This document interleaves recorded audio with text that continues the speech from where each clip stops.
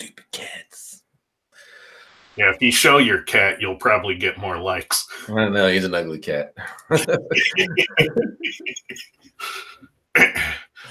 you show your cat, you'll probably get more likes. I don't know. He's an ugly cat. There we go. All right, we are live. Welcome everyone to SEO This Week, episode 107.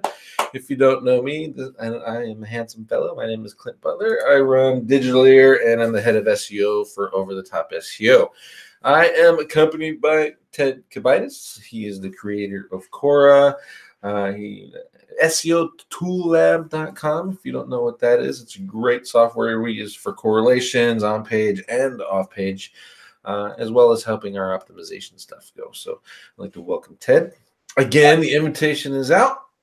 If you guys want to come in live and interact with me anytime, just hit me up probably before the show.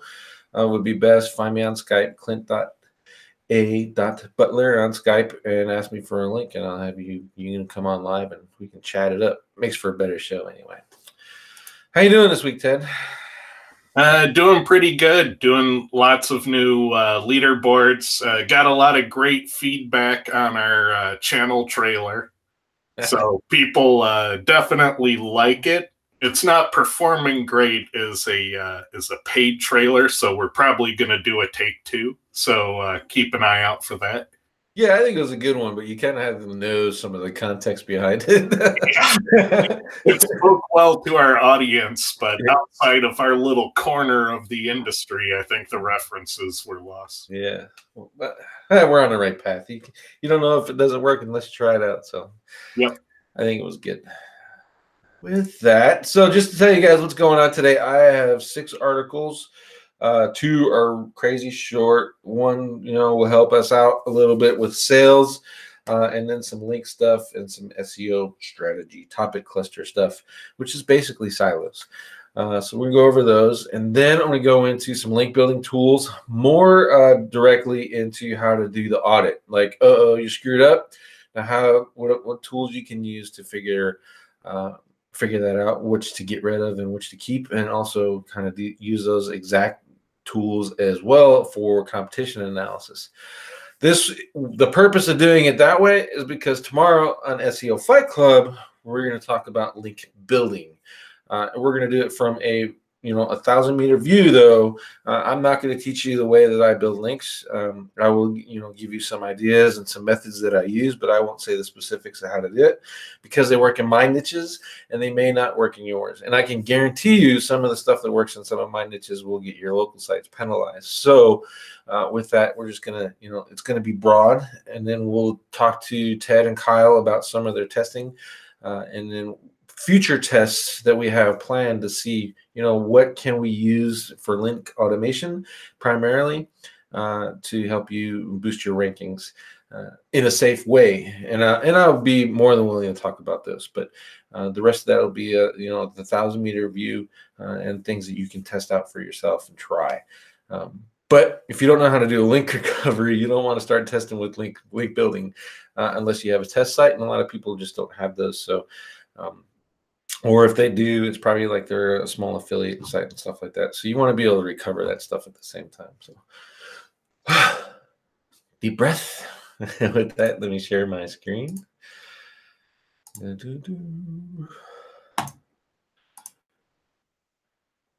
There we go. All right. Okay, the first post is by Alfred Lua. I haven't met him, but his writing style is actually pretty good. And he's taking the concept of topic clusters. I'm going to do this too, just to make this a little bit easier to see. Topic clusters, which to me is silos, and he's going over how to create them. He also added a little bit of testing here. Minimize that because it's a bar. This is his plan of attack, and how he increased his rankings using topic clusters. You can see here the site he's got is pretty big, so it's not very dramatic here, but when you're looking at these, that's almost 10,000-15,000 more visitors a week, so that's not too bad. Basically, it goes over the topic cluster. Just kind of notice the typical layout right there. This is the typical topic cluster structure. It's just kind of nasty, and then you get into this, which is kind of what I follow as well. And then, how to plan out the clusters, etc. You can read this obviously all on your own. I'm not going to read the articles for you, but one caveat I want to put in here is when we're using these topic clusters, we want to think a little bit more about how we're going to do our interlinking. And I've taught this before. You notice how none of these topic posts link to each other? I think he's losing out on a lot of his power by doing it that way. Again, the site is, and also I don't link back to a supporting article, which is essentially what these clusters are all about, from my main ranking page. If this is my main ranking page, that's where I want all my juice to go. So what I would recommend you do instead is link this. I'll just say this one, for example, should link to all these other 4 and to this. Again, so you pick this one will link to all 4 of these and to this. The benefit is when you start doing your link building stuff, you can actually send links to all of these and not to your money page. And if, let's say, for example, this one gets hit by a penalty, panda, or whatever you want, you can kill it, and it won't affect your money page as much because the rest of these are going to power it up. And then you can just kind of rebuild that under a new topic or whatever. And they're also easier to add to. Test this out. This is the old way that I used to do it. I found that it worked. But if you interlink these better and remove that link back to the supporting article, I think you're going to find the better use of these topic clusters, especially in local. As you get into the bigger stuff, like e-commerce, and you're talking about 1, 2, 3,000 products, and you got another issue there, and we could talk over that more. Ted would actually be able to speak more to that because I know where he's used to work. Well, what's interesting about this topic cluster notion to me is Gary's recent AMA, where he suggests that Google is taking websites and crawling them and then somehow going, oh, I should take this website and break it up into many websites within the Google index. And that kind of struck me as a BS claim from that AMA. But if it's true, then siloing and this type of behavior becomes vastly more important. I think to his comment, the way I took that is, let's say I'm talking about SEO, and then social media marketing, and then PPC, and then web design. Inherently in themselves, they're all marketing or digital marketing or online marketing, how far you want to break that down. But they could potentially be their own topics and their own sites. So I think what he's saying is maybe how Google indexes those and looks at the authority of that site and says what the site is about. It may be almost better to have those separated little mini sites.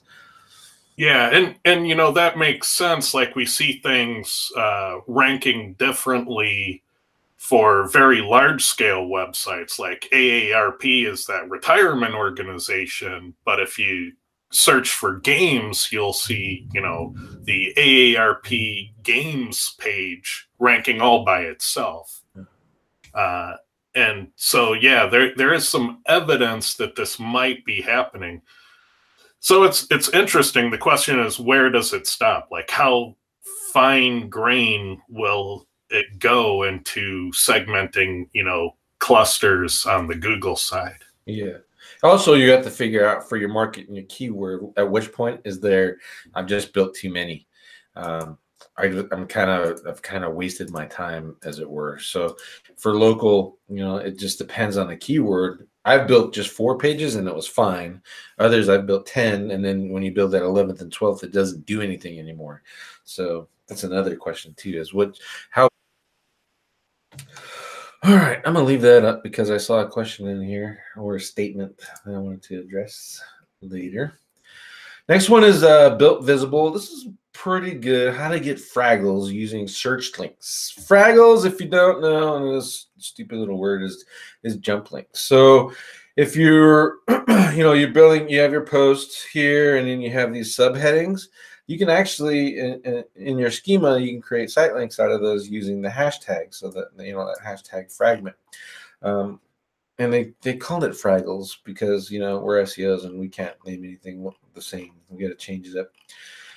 But if you look in here, let's see, he's got an example. Here it is, the page headings, and then he's setting up the links to it. So you can set up the schema to get those site links going on, right? What I liked about this is, one, it tells you how to do that in case you've never done it before. And it is really cool to play with. And then two is how you can leverage these to rank for multiple terms. There is a teacher right now, Jimmy Kelly. He's teaching a way to leverage this for SEO. So I have to be very careful about what I say because I don't want to give away his paid content. But I will tell you that if you're using Kyle Ruth's method and the method that I taught at SEO Rockstars of using your H tags, H2 and H3, and H2 and H3, using related terms from the search and using a Google Trends. If you use those two tools and you create site links on your page, it's going to help you rank multiple terms, and you'll get the site link thing up there as well, assuming Google wants to show it. And really, from my opinion, I've seen those show more based on the domain authority, as it were, for lack of a better term. The higher it is, the more likely you're going to see that. And to me, that indicates trust, and I can rank for more things. But I think it's really good to know how to do this so you can get those to pop, and then know what to actually create so you can rank for multiple terms. Especially if you're like me and you don't want to build a crap ton of pages unnecessarily. Use that and it works out pretty well. Ted, you in the ecom world, do you guys leverage a lot of these? Well, historically, you haven't had any mechanism of control. It's like Google would pick links and pages on your website, and those would become site links. The only method of control you had was to say you hated Google's picks and you could ban them from Google Search Console. So if this is a method for getting those, like having some say or some extra leverage in getting them to happen, this is huge. This is a big deal. And like you said, there's one route where you can rank for more terms by using those related searches, which is a very powerful trick. Most people have to pay to get that kind of tip from a conference, so that's a very big SEO nugget. But the other thing you could consider, if this lets you pick what you get into those site links, is using them for CRO and click-through rate, because it's a big call out. I mean, just look at it. If you can sculpt what's in those buttons, I mean, that's huge.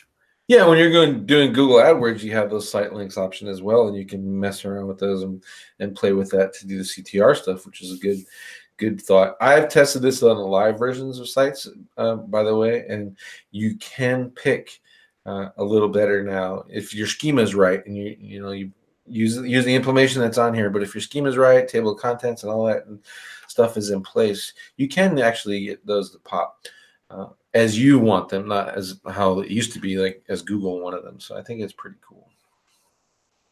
Again, I think most people know about site links and just not so much about how to leverage those. So that's where I wanted to take that, just because, and he wrote it. It's very good. It reads really well compared to most articles we see these days. Next is this is something Ted might like, and I am learning more about automation stuff and programming. Ted's, he beat me in the submission. Now I'm learning Java because, he writes stuff that it took me like 2 weeks to do. He did it in like an hour and it pissed me off. So now I'm learning Java. But this is how to use some batch scripting to get Screaming Frog to run all by itself. So you can give it let's say you have a whole bunch of sites you want to run and you want to continually do that over and over again. You can use some batch scripting. Unfortunately, it's not written for Mac. I use a Windows. But if you're a Windows guy and you're using a lot of Screaming Frog, this would be a good one for you. I won't go into the details of how you set it up because most of it I don't really understand. I probably end up just copy pasting a lot of it. But there is a video and it'll walk you through step by step how to do it. Again, it's mainly for Windows users. But if you're a Mac guy and you can, navigate the differences between the two, I think you'll find this really useful. Screaming Frog, I like using it. Even with it turned up, I have found that it's a pain in the ass on larger sites. And I think most computer-based crawlers are because it crawls and then stores in the memory. And then eventually your computer just gives up. I switched Screaming Frog over to go to the SSD drive, which is supposed to help it work better. But again, I can get it going. I get like a third of the way through, and then the software will crash. So this is probably, this would be helpful, especially if you're doing a lot of little sites. I think you'll get the most value out of this. So check it out. Really cool. Just something for your you automation guys. You're just tired of doing stuff over and over again. Next, search engine journal. These next two is really John Mueller talking, and I think this one needs to be said. Most of my viewers kind of get it. The Google, their testing tools are really, it's a vanity thing. And if you compare, my favorite one to beat up is those PageSpeed Insights. You can get 100 and 100 and your site will load in 5.5 seconds. Everyone knows that 5.5 seconds sucks. And you want to be into 3, but Google's tool give you 100 and 100. But I get other sites loading in like 900 milliseconds, and the tools say 11 and 31 or something, and the customers on my PageSpeed site service freak out. Yeah, this is a classic problem with SEO tools and performance tools for web in general. Whenever some tool gives you a score or a grade, the grade actually doesn't mean anything with rankings, because what you'll find is that it's typically, how your grades relate to the competition for your keyword. And you might have a C grade, but if all your competitors have Ds, then you're winning. The grade doesn't necessarily reflect how well you rank. And if you're in a really tough keyword, you might have As, but so do all your competitors. So, you might not have enough of an A to be competitive. Yeah. And to me, I think that the score, the A, B, C, it kind of plays off of our conditioning as students, that the F is bad and the A is good, and you should always get A's regardless of what's going on. Yeah, the reason that those exist, the reason why SEOs might want to use those is when you have clients who think that their stuff is perfect, you can use those grades to say, no, there's always room for improvement. But the downside of doing that is, let's take the PageSpeed Insights again. Like, I can make a site way faster, but I'll reduce the grade that's given. So now that client thinks that I just screwed up their site. So you have to really balance and kind of explain to them where that's, why am I using this grade? This is a visualization for you. It's, and then what is really important, in my opinion, what is really important to fix to increase the quality of your website, and then maybe we'll get the grade at the same time. But I think you're right. I think a lot of people or chase grades. SEOs will chase grades because they got their clients hooked on that, and they're trading off the actual value of what they're doing versus in order to get a better grade. And at the end of the day, most times, not all the time, but most times it seems to me that it's actually hurting your performance and the results you're able to get, especially if you're stuck on grades. But that's just kind of the way it is. And I think this boosted out is basically he was in a hangout, and then they talked about how someone got 100 on the tool, but it didn't improve anything. They didn't get any rankings increases, which is actually in and of itself an interesting statement on the value of these kind of tools. You know, do we really need them? Well, the way that I look at them is that if you can't figure out what's going wrong with your page, these tools can offer up ideas. They don't offer up solutions, they offer up ideas, things to consider. Yeah, that's a good opportunity. Yeah, But that's what they're limited to. if you're stuck, I kind of think of them as basics. Like, I want to go through and I just need some quick things. I don't want to do a full run on Sitebulb, for example, or whatever. I just want this stupid page. Then maybe one of these tools would be helpful just to kind of give you a starting point. But again, you have to know where your ending point is too. So for that to be valuable, that's what I use these things for. Yeah, because in e-commerce, what I'll often find is the page speed test is failing for the product page, and our performance is terrible on these pages. And when I go in and look at the nuts and bolts, it's like, oh, okay, they have a product carousel with 35 recommended products at the bottom of the page. And each of those thumbnails is a 4 megabyte uncompressed image being scaled down. And so obviously what's happening there is they've just lost all of their mobile traffic on their product pages. So, it's a clue. It's not that you need to reduce necessarily your time to first bite, but it's a place to look for hints and clues. Yeah. All right, and the next one, this is, some people just live and die off of this, how to use the disavow tool 2 more times. Basically what he's going through is saying, these are the main reasons why you would want to use it, and some clarity, etc., when you probably shouldn't. It's an interesting set of conversation. At the end of the day, he's like, you should probably not use it for everything. Like, a lot of people go, oh, I dropped rankings. As a matter of fact, we had a client. We were building links, and he was going behind us, unbeknownst to us, and adding links to the disavow tool. So as we were, it was balancing out to where we were getting no results because he was killing, essentially killing good links with the disavow tool, and we were building more good links, so we were balancing out and not getting any increases. And when we found out he was doing that, it was a long conversation about how not to, don't be messing with that stuff. And we almost wanted to lock him out of his Search Console account. But that's a client's thing you got to get onto, and a lot of people really don't understand what the disavow tool does and how to leverage it. This will be part of my talk tomorrow on SEO Fight Club, so I don't want to get too deep into the weeds, but go in and read this one before the show tomorrow, just so you kind of have some of the Google insights on it. I will say there have been people who say it doesn't do any good, and then there's other people that swear by it.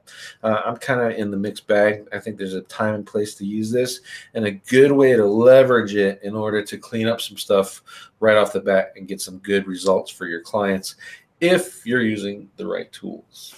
Yeah, I have anecdotal experience in it working in 3 very specific occasions, and I'm going to share that. And all 3 were the same kind of occasion. So I plan on sharing that tomorrow in the show. Awesome. And we're going to answer the big question, or the statement that I get, or I've seen pretty much everywhere, which is, disavow tool doesn't work because I put all the links in disavow tool, and it wasn't until I built more links that I got rankings, a rankings improvement. Well, that's because you don't understand what the hell you just did. And we'll talk about that tomorrow, and how to leverage this thing in the best manner, in my opinion. And finally, sales is kind of is a thing that, all of us SEO folks have to deal with. We need numbers. Small business owners are kind of buried in numbers right now, in so much as they need to hear that to get the warm and fuzzy, because they've been ripped off so many times by the 29 $2.99 a month SEO companies.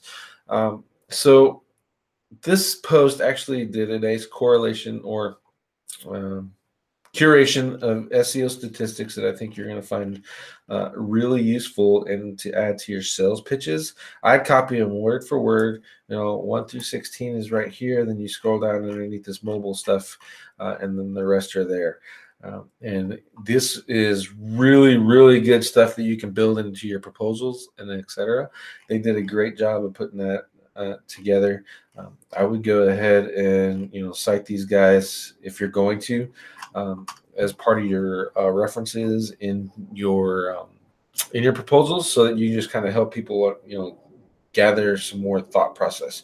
The biggest thing that I found with these is they're helpful when you're trying to get to the stakeholders who really don't get the purposes of SEO. And why they should have that as part of their marketing campaigns. Most people understand that they need to rank in Google in order to get traffic, but you want to use this kind of data to say, hey, why are you targeting mobile stuff? Why are you always beating up my dev because of responsiveness, or why are you always worried about paid speed? Why should we choose the 4-letter words versus the broad keywords like lawyer? You know what I mean?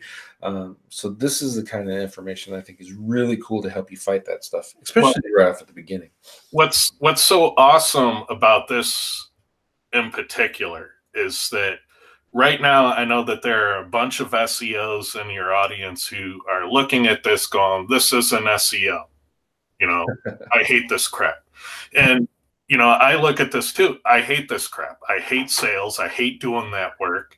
I suck at it. And I know that most SEOs out there hate doing sales and they suck at it. What's awesome about this information is this is all the stuff you need to know, you need to learn, and it's all put together. They're helping you out with the work you hate the most. Yeah. So this is exactly the article you need to jump on if you're like me and you hate sales and you suck at it, but you want to make money. You need to consume this content. Yeah, for sure. And again, like I said earlier, if you have it already, it's built into your proposals. You're saving yourself a whole lot of drama in the end. Or if you got a sales guy and you give it to a script, whatever you do with it, just make sure you're leveraging it in the beginning and to help some understanding. This number 11 here alone is probably going to save you so much work.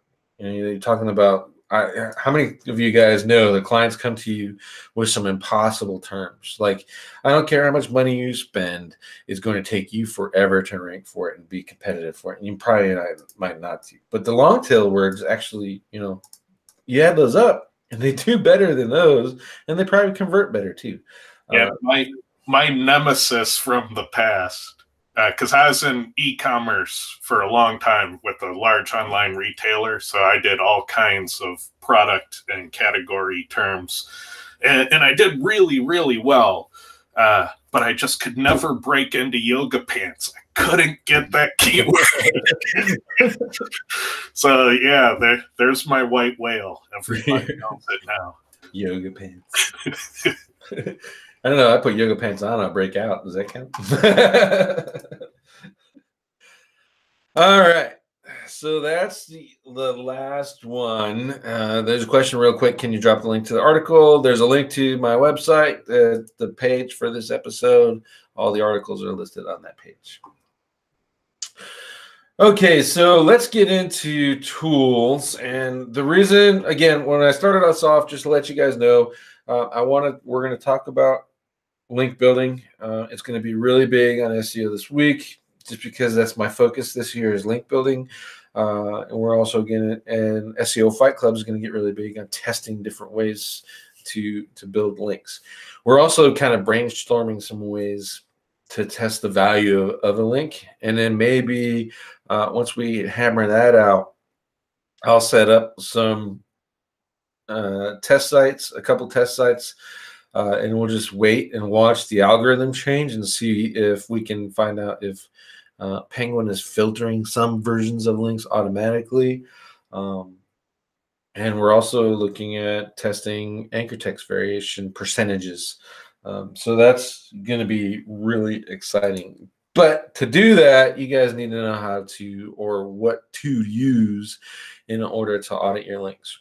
Now, the typical person is going to tell you just go to Majestic, go to Ahrefs, one of those tools, and pull it down, and you can look at all your links right there and click this event. The downside of doing that is you can get different link sets from both of those tools. And in order to get a complete picture, you need to have as many links from multiple sources as you can to combine that up. And you're still not going to get all of them. Yeah, to put it into context, Google is aware of over 200 trillion URLs, and Ahrefs knows of, maybe tens of billions. These tools each have a slice, a tiny sliver of the pie that's in the billions, but Google's view of the landscape is in the hundreds of trillions. So it's very unlikely that these tools will ever overlap a lot. Yes, that's true. And even if you're looking, like the way I do it is I use Moz, I use Search Console, Majestic, Ahrefs, and I pull in from all of those and then dedupe them. And you'll actually see that you're reducing your number very little when you do that dedupe. You're actually increasing. So with that being said, now you have a couple of options. You can look at them one by one on your own, or you can use some tools and knock it out for you. And I use tools. Couple that I use, I want to go over two first that I have in the arsenal that I have used before or I recommend you check out for specific options. And then I'll go over my preferred tool, which is probably not for everyone just based off of price. You might be priced out of it, but that's okay. There's an option with that one too. So you're looking at cognitive SEO. I actually use this. This was the second link audit tool that I've used before, for my penalty recovery side of my business. And what we found was the downside is if you have sites with big link profiles, that you have to, it made you increase pretty quickly. So we'll look at the pricing here real quick. Just so you can see it. So it was $129 a month. It used to be $97, and then they went up to $129. But your link audits are actually limited significantly, especially if you're dealing with larger sites. And then you get into this bespoke pricing, which just means ungodly. I'll tell you that, just to add another 50,000, you're adding another $100. You know what I mean? So this is if you're running one site, you don't have a whole lot of links, and and it's not going to take you too much time. And this is probably the best option for you. It has some link detection stuff in there, and then you get some other tools that go with it. And I won't talk about those because it doesn't apply to this conversation, but that you can do as well. So you're not just doing one site a link audit for $129. You can leverage some of their other stuff while you pay for it. This tool in link research tools, which I use primarily, are month to month. And what I do, especially for link research tools, is if I'm not using it, I'll just stop paying for it and then restart it when it's time to use it again. Downside of doing it is they clear all your reports and you got to use all your credits to start over, but you can download it. It's no big deal. Excuse me. The next one is SEO Spyglass. These guys actually got a lot better. They have their own crawling or link sources. They claim 1.6 trillion backlinks crawled, which is a significantly high number.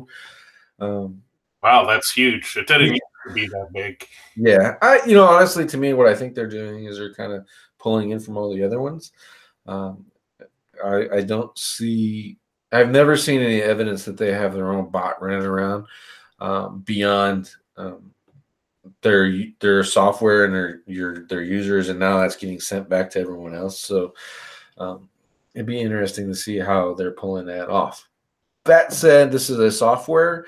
It's actually pretty good. I don't use it for cleanups. I just kind of use it for looking at a backlink profile based off of what it gets me, just because it's new. The old version was completely horrible, and that was more in line with the whole using the Excel spreadsheet and go through one by one. The grading stuff is still left to be desired. You guys need to check that out if you're going to use this. The upside is you pay for it once. Buy it at Christmas, by the way, 65% off. You get the whole suite. And then you have to pay for the yearly updates, where they come out as you open it. They update the thing, and then when you stop paying for the updates, they stop updating your software. And a couple of these software tools actually lock when you stop paying for the updates, which is ghetto, but that is what it is. It's how they make money.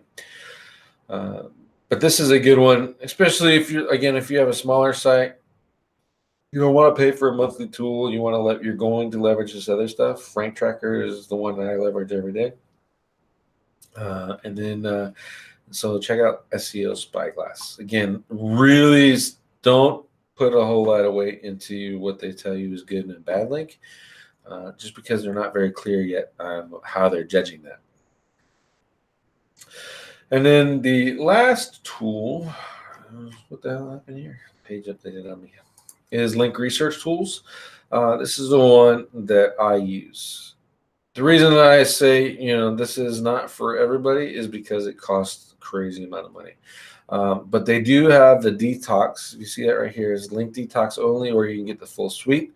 Link Detox only is getting another update where you can plug into it and then pay a monthly fee, and it'll go out and pull in your backlinks on a recurring basis, and you can just monitor your thing. So that's another service they're offering, which might be useful to you. If you got an agency or something, you're paying a lot of money to use this tool.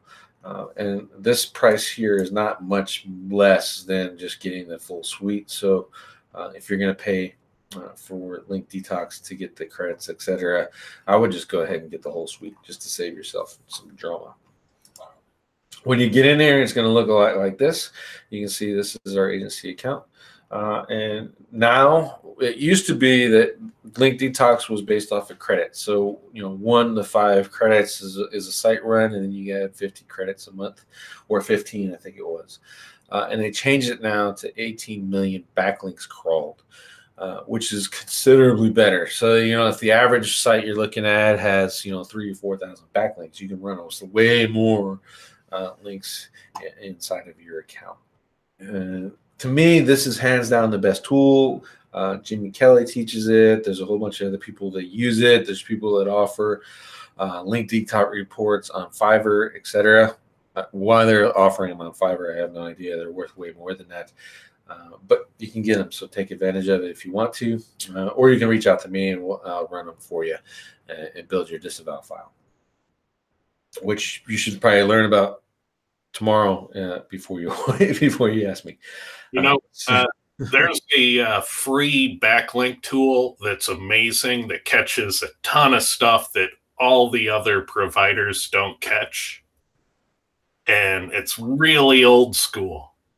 What you do is you get a log file analyzer, and you look at the referring URLs from your Apache logs for your website from the past year. And it'll give you any of the backlinks that got at least 1 click or more. This one does that too. It plugs into your Google Analytics and your Search Console, so it combines that data. And then it plugs into like 24 other link sources. My guess is like some, Apache weblogs and Google Analytics are different. So the weblogs are actually on your server and they're authoritative. Google Analytics still suffers from sampling unless you pay them $150,000 a year. Yeah. Well, I don't want to pay them that. But that's good. That's a good option. I'm not sure if you can plug in the weblogs in here, or at least that data. I think that might overwhelm it a little bit, but certainly something to look at if you're into it. No, there's free open source software for doing refer reports from your Apache weblogs. You shouldn't have to spend money. You just need a couple hours of a system administrator's time. Okay. So there you go, guys. Something to look into. Unless you're on shared hosting, then you're kind of screwed. And let's see. The other tools that I like in here are the link alerts. I put my competition in here, and then whenever they get new backlinks, it'll ping off. And then kind of the same thing with these competitor analysis tools. What are good about these is you get a lot of credits, and then you can scare the hell out of your clients and be like, look how, especially you get those guys that talk about white hat and you only build white hat links. You can send these competitor analysis reports and be like, so this link here would be considered black hat. This link here would be considered black hat. And typically out of those, you're going to get about 95% of those. And then show your clients, this is, why your white hat only argument for link building and your definition of white hat leads to change and be adjusted. And, trust me, we're going to get some rankings and we're going to do it the right way and protect your site. Plus, you get this other link processing stuff. This is helpful if you're into outreach, etc. And then the browser extensions that everyone knows, likes, and trusts. If you don't know this one, this is probably the best one to get. Again, they're free, so link redirect trace is good. This one is kind of, and this one is, they're just trying to be, Power Trust is their PR or, domain authority, whatever you want to use. It's kind of the same thing. And then this is like a curation tool that's, it kind of tells you essentially the social value of the page as you're going through. So it's, this is all right. I use it for a while and then I took it off. But again, this one is really where you get the value, in my opinion, on those tools. And then you go through and you run this link detox. In case you guys haven't ever seen this before, some keyword stuff, just kind of see the documentation. But basically, you're going to get a report like this, and it's going to have a whole bunch of colors, etc., based off of how bad or good they are, and then it's going to tell you the primary source of the primary rule that's triggering is causing that. I would have chose a different image here because it doesn't really show that too much. Get your score, etc., and you can download all that stuff in Excel if you want to, or go through the software one by one and go through your backlinks. This is a good example of that. You pick the link, it'll tell you the rules right here. Hopefully you can see them. Let me zoom in. You can pick the rules that you go through and go one by one. Regardless of the tool you use, you're going to have to go one by one through some of these. But this kind of helps me out. And I'm going to show you just kind of quickly some of the ones that I get rid of automatically. So Tox 1 and Tox 2, automatically, I disavow those just because they're the easiest ones to do. SIA testing has shown us that sites that are de-indexed actually still send ranking power. But if it's de-indexed and I have a manual penalty, then why not throw that in a disavow? Essentially, what disavow is doing is setting it to no follow. So, it's not hurting me in any way. This will lower your rankings, though. So you have to be a little bit more careful when choosing those. But for the most part, regardless of what I'm doing, all the Tox 1s are added to my disavow file. Tox 2s are all added to my disavow file. I don't even mess with them for obvious reasons. Malware, malicious, or virus. You don't want those linking to your site in any way whatsoever. Typically, if they're popped in there anyway, it's when they're hacked and probably abandoned. So, why mess with it? So I automatically disavow all of those. Tox 3, this is where people get into trouble. They'll have some that tools will say that are toxic 3, and they'll just disavow all those all on their own. These are the ones I particularly look at one by one to make sure I'm not cleaning out a good link. So this is based off of other users and the tool, and it's saying that it's unnatural, and it marks it as a Tox 3. So you got to be really careful with that. And then I can't tell you the numbers here because it's part of someone else's paid training. but I've also verified and tested myself. Some of these, you can look at them and figure it out on your own, actually relate to Panda. So Penguin links, Panda content. Panda passes through your links, which is weird. Didn't know it, but it works out. But there's a set of these suspicious ones.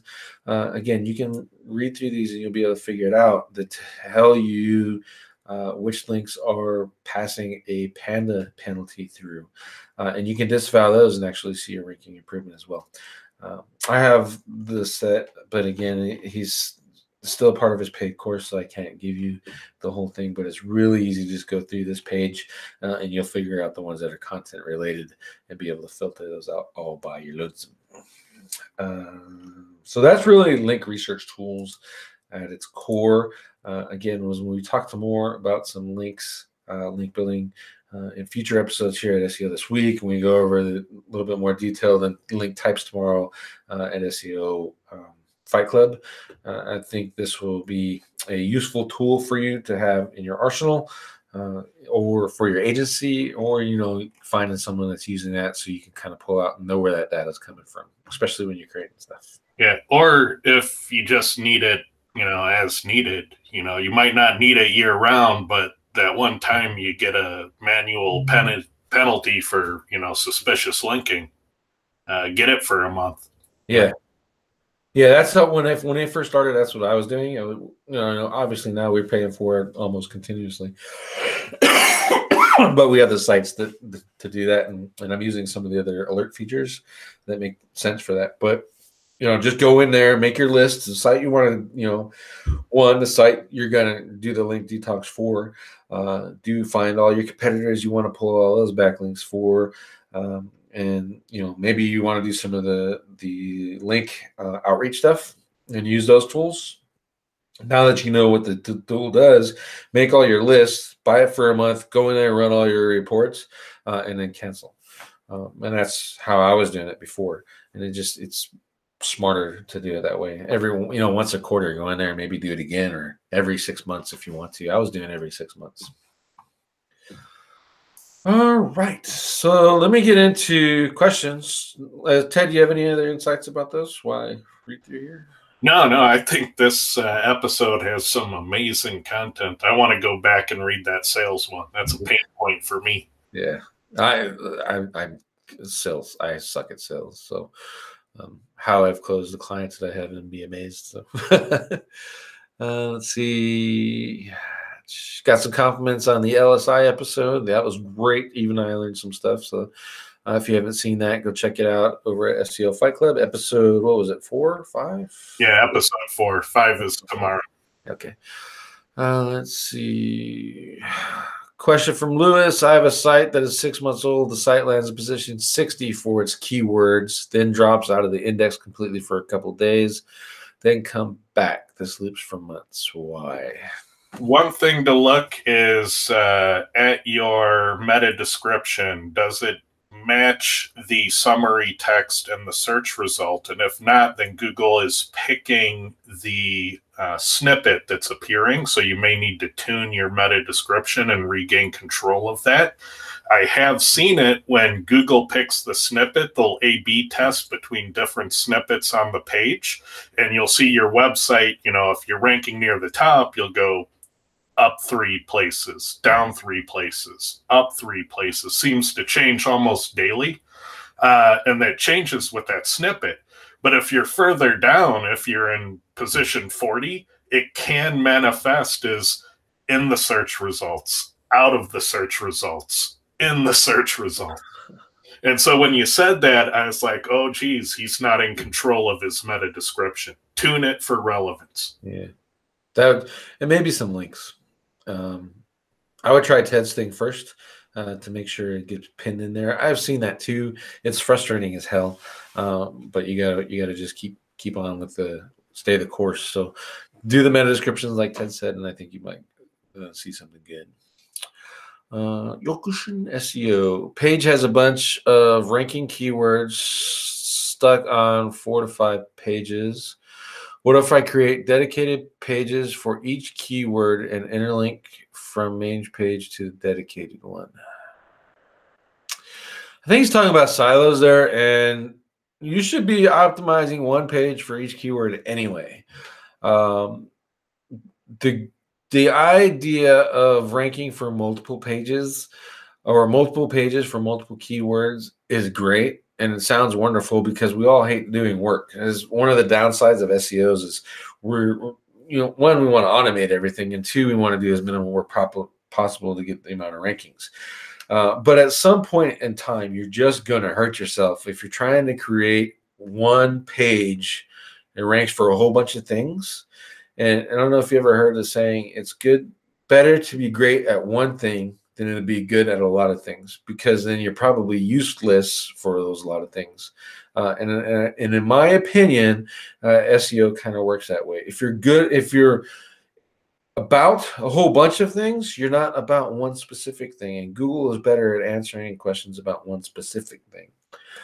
So when you're saying if you want to create dedicated pages for each keyword, then yes, you should already do that. And then you should not link from the main page, the one that you're trying to rank. In particular, in this case, I'm assuming you're talking about silos. You should not link to those other sub terms, because those are your supporting content. And then two, if you're building links to those are going to rank and then inherently bring up the ranking of the main page. That should be, if you have it set up right, a harder term anyway. So yeah, I would go in with that. I would assuming that's what you're talking about. That's where I would go. Let's see. Next one was link wills. That was a statement. I don't want to call the just so that people know what the hell I'm talking about. Don't think of this inside of your site as a link wheel. It can be, but really what you're setting up is a silo. Doing links this way does work. Link wheels, link pyramids are still working. As a lot of people have given up on them because they're a little bit harder to build today. And Google is able to get back into tier 2 and 3, but you can still do them and still do them pretty good, I think. So let's not confuse the topic cluster silo with a link wheel, because they're both two different things. Next question, website that has high DR and a low AR. What's good practice in this situation? So Ahrefs has domain rank and a URL rank. So I don't know where you got AR from. Typically, because that metric was really good. I actually liked using it for link filtering and assessment of sites until they changed the rules of how it's made. Wiped out like all but 1 million websites, and then changed it back when everyone complained, because essentially they made their metric useless. So we lost all the pattern. Like, it used to be anything with DR 40 and higher, that's a really good link. That's kind of where we want to go after, or that's a good domain you want to buy.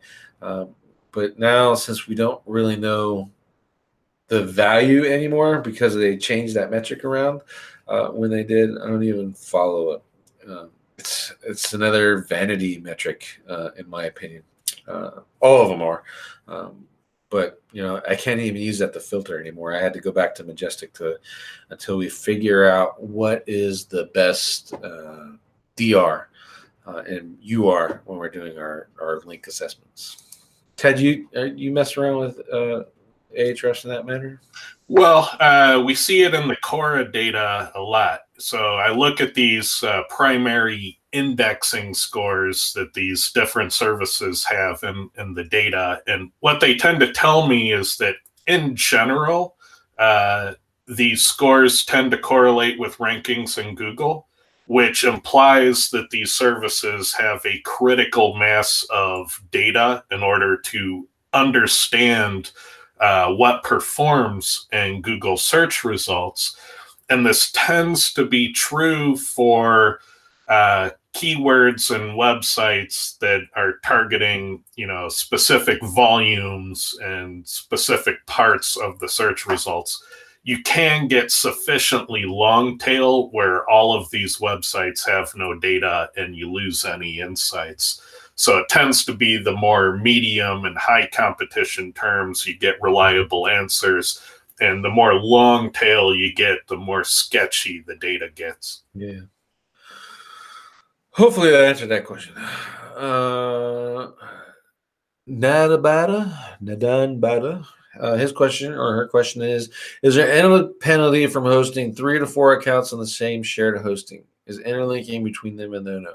I think 3 to 4 is okay. So, there's a lot of publishers that have multiple websites and they interlink those sites. That's personally, it's natural. Unnatural would be, 10, 15, 20. Then you're getting a little crazy. The interlinkings. But if it's 3 or 4 websites, they're all owned by the same business. The same business is naturally going to put those on their same hosting and interlinking them. I don't see a problem with it, Ted. If you look at like Wix and GoDaddy and Squarespace and all of those hosting companies, you often find that they will put thousands of websites on a single server, single IP address. And in some cases, it even goes up to millions because they're using those blade servers where it's one box and one IP, but they just put in more cards that can handle more capacity. And so you end up getting millions of websites on a single server in some cases. So, I mean, Google can't punish it. I mean, that's millions of legitimate websites for the most part, and you just happen to be caught in it. So I think Google is probably going to judge your website on its own merits and not the IP address's merits. Yeah. Another question, can we use nofollow instead of disavow? Nope. Nofollow is a naturally occurring link. They happen all the time, and you're kind of expected to have them. If you know how to look for it, you'll also know that nofollow passes juice. I've ranked pages with just nofollow links. So Google is counting those as votes in your backlink profile. So when I say disavow is essentially a nofollow, I think it's handled a different way than the nofollow tag is. Let's see. Everybody hates sales, but it's part of the business. Yep. Can't wait for tomorrow. Ken, I run Link Assistant tool on my home server. It's really good for checks, but I urge people to cross-reference the other tools. Yep, exactly. What are your thoughts on TF IDF, and do you think that it's relevant? Ken, that's a question and a really good one that was answered on SEO Fight Club in the last episode. Pick that up. Go check that out. You'll see that. I gave my point of view, but when you're listening to those two guys, Kyle and Ted, beat it around in nerd speak, it gives you a little bit more a different perspective than I can probably give you. Jonathan Beal, have you guys ever hosted PBNs? Is Easy Blog Networks fine? Easy Blog Networks was okay. Basically, all it's doing really is it's an interface and it hooks to other servers, and then you just kind of interlink them. It was all right. I just, I wasn't a fan of it. I thought clunky. I hated. Honestly, I really just hated it. PBN.hosting is what you guys should try. As a buddy of mine in my mastermind, he owns and runs that, and essentially what it's doing is it's using cloud servers like Amazon and Google Cloud, etc. And now you can deploy WordPress on it too. It used to be just HTML only. Now you can do WordPress, and there's a whole bunch of other cool tools built into that thing too. So pbn.hosting, that's the one that I recommend. Let's see, DR and UR. Thanks for your answer. It's asking how to boost load UR since the site has a DR. Well, if the site has a high DR, that means overall, more than likely, all the links are going to the homepage. And if a page has a low DR or a low UR, that means it doesn't have a lot of links. So you need to go out and build more links to raise the UR. And then in order to do that, if you're specifically going to if your only goal is to raise the UR because you want to follow this vanity metric and you don't want to rank it, then what I would do is look at the UR from the other pages that you want to get backlinks from, and select as many as you can with a higher UR, and that averages out and that turns into the UR of your thing. A good example of how that works is Moz, their DAPA. You can sculpt that with trackbacks and pingbacks. You use a tool, send some trackbacks and pingbacks, and all of a sudden you have a DA 49, PA 38 web page. It's not ranking, but you have some great numbers to show. So, but that's really how you do it. All right, that's the end of that. Hopefully we don't have any more questions. This was an hour. I appreciate you all coming. Ted, thank you very much for joining another episode. Thank you for having me. Again, SEO Fight Club tomorrow. Ted, Kyle, and I will be talking about link building. I'll be leading the discussion, kind of just going over the broad stuff. We'll talk some more about disavow. We'll talk about penalty recovery and maybe in a little bit on reconsideration request. So we look forward to seeing you there. 11 a.m. Pacific time. Sweet. All right, everyone. Bye-bye. Bye-bye.